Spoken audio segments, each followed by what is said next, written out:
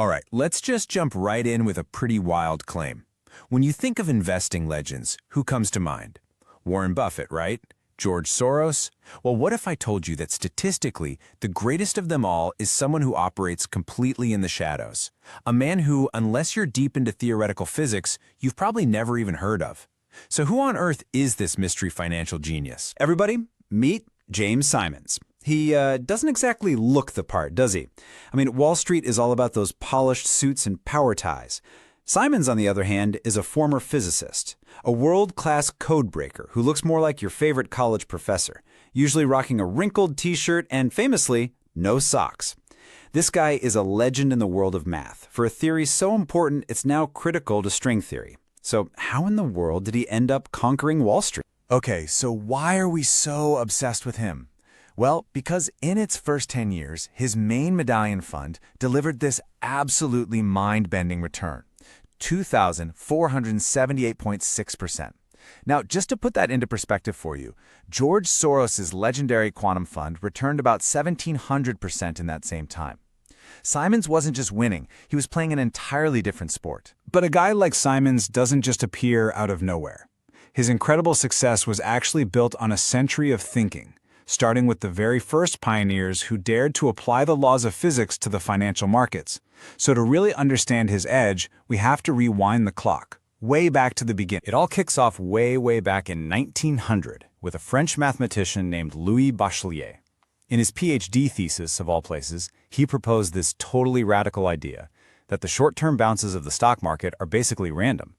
He argued that all the information we know is already baked into the current price, which means the next move, up or down, is really just a coin toss. And to explain this, Bachelier came up with this brilliant analogy that's stuck around ever since.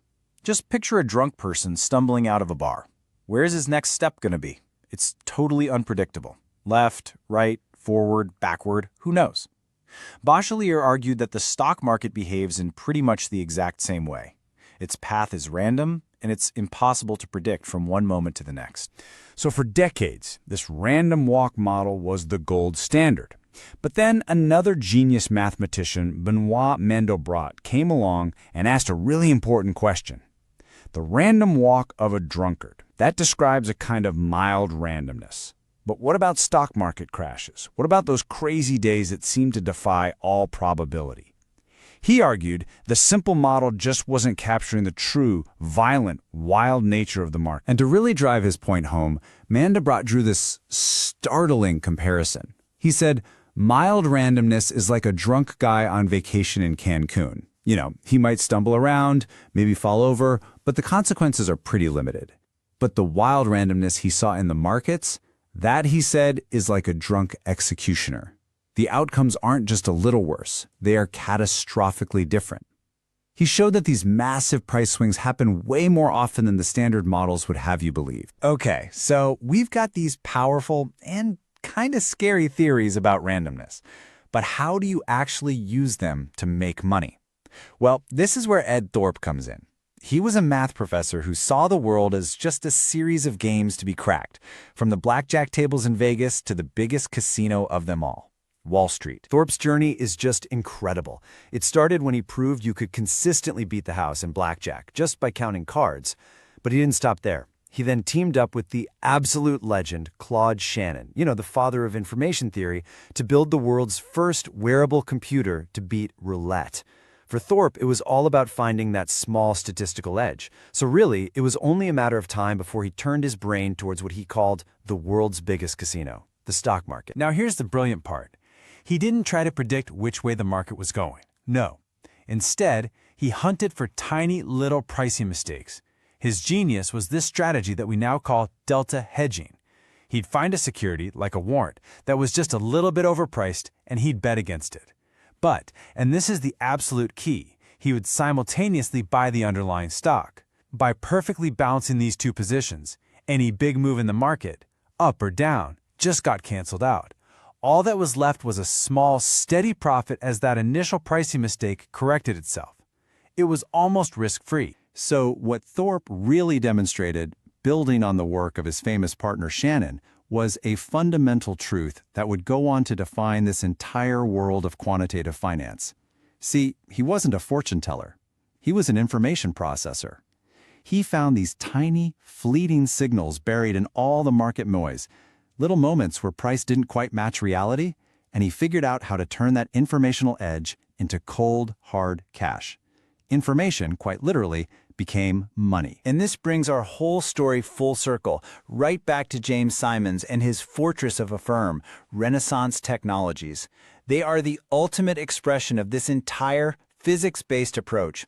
They basically took Thorp's core ideas and put them on supercomputing steroids with PhD-level math. So what's the secret sauce inside Renaissance?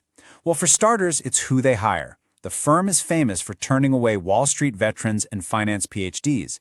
Instead, Simons fills his team with mathematicians, physicists, and computer scientists. Get this, a full third of his employees have PhDs in non-finance fields.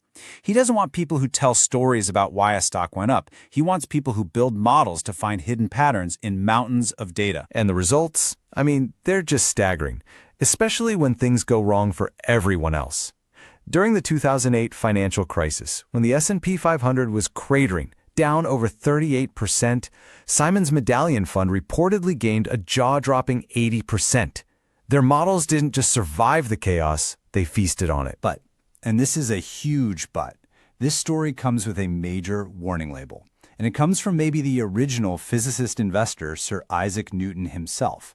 After losing his shirt in a stock market bubble, he famously said this, admitting that even the most brilliant mind in the world can be totally wrecked by the irrationality of human crowds. It's the ultimate reminder that no model, no matter how smart, is ever perfect. Because in the end, the guys who blew up in 2008 and the guys at Renaissance who succeeded, they were all using incredibly complex models. The difference wasn't the math, it was the mindset. The greatest risk is in your model failing. The greatest risk is using a model without thinking like a physicist, constantly questioning your assumptions, always testing for weak spots, and never ever forgetting that what you're really modeling is one of the most chaotic systems we know, the madness of people.